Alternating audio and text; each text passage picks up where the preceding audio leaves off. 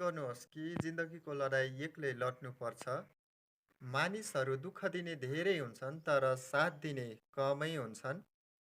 यस्ता धेरै मानिसहरू तपाईँसँग भेट हुनेछन् जसले तपाईँलाई सधैँ दुःख दिन तयार हुनेछन्।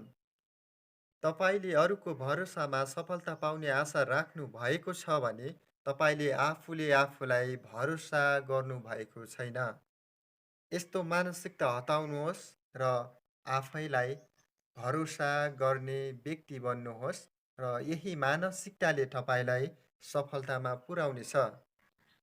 एक दिनको कुरा हो, एकजना दाइले मलाई एउटा कप दिएर भन्नुभयो, "यसलाई फुटाऊ।" अनि मैले फुटाएँ र उहाँले भन्नुभयो, "फेरि यसलाई जोड।" अनि मैले जोडेँ टेप लगाएर। अनि उहाँले त्यस कपमा पानी हाल्नुभयो र त्यो कप फेरि चुहिन थाल्यो। अनि उहाँले भन्नुभयो, "मानिसको सम्बन्ध यही कप जस्तै हो।